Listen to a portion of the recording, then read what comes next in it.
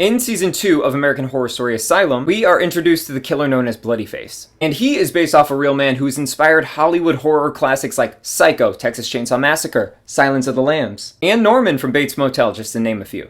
The crimes committed by Edward Gein have been considered to be some of the most obscene in history. On November 16th, 1957, things start to unravel when a Wisconsin hardware store owner named Bernice Worden suddenly goes missing. As police begin to investigate her disappearance, they note Ed as a suspect because allegedly he was seen with her the day of, and then also he's just a bit odd as well. So police go to Ed's farmhouse to ask him a few questions, and when they arrive on scene, they are met with something that is so grotesque and graphic no one was expecting. When police start to look around, they open a set of shed doors, and there they see Bernice's body hanging upside down, decapitated and gutted like an animal that was being slaughtered. From there, police begin to search his home, and inside they find the dissected remains of 10 different women that are sprinkled throughout his house. When police walk into his bedroom, they find human skulls that are mounted on each of his headposts. And then in his kitchen, he has cut human skulls that he uses as bowls. That rhymes. And he has eating utensils that he's made from different bones. Human organs were also in the fridge, and he even had a heart that was in a saucepan on his stove. In his living room, they find a chair that's upholstered with human skin, as well as a lampshade that's made from pieces of a face. He even used skin to make a garbage can. And if you think that's disturbing, this isn't even the half of it. Because police also discover a pair of literal leggings that were created from the skin of women, as well as a full skin female torso and a pair of gloves.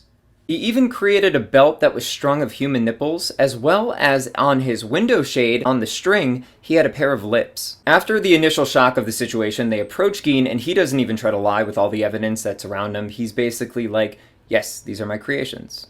He is formally arrested that same day.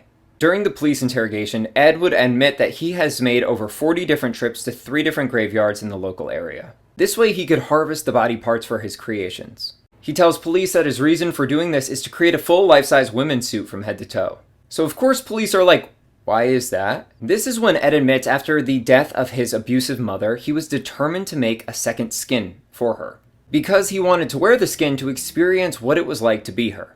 As police continue their investigation, they realize that a majority of the body parts are in fact from graveyards, although they do expect that Ed killed his brother. As they continue to search the home and the land surrounding the farm, they do find the severed head of a woman named Mary Hogan, who was a worker at a local tavern. She had suddenly disappeared in 1954, and Ed does admit to killing her. He also admits to robbing Bernice, the hardware store owner, and shooting her fatally in her head, before he brought her back to his farm to dismember her. Allegedly, both women resembled his mom, so that was the MO with them, although in the end he would plead not guilty due to insanity. In 1958, psychologists do declare that he is insane and not fit to stand trial. So he is sent to Wisconsin State Hospital. That same year, somebody burns down his family farm because the day after it was supposed to be sold for auction.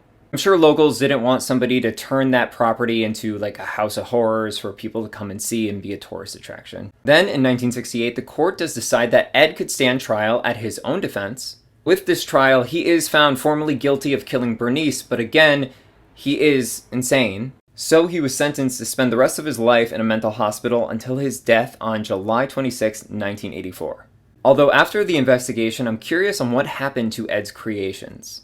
If you're enjoying this series, please continue to follow along as I continue to uncover the other people who have influenced the American Horror Story seasons. And if you do like this kind of content, please do me a favor and subscribe to my YouTube channel. My link is in my bio. I'm trying to grow that account as well.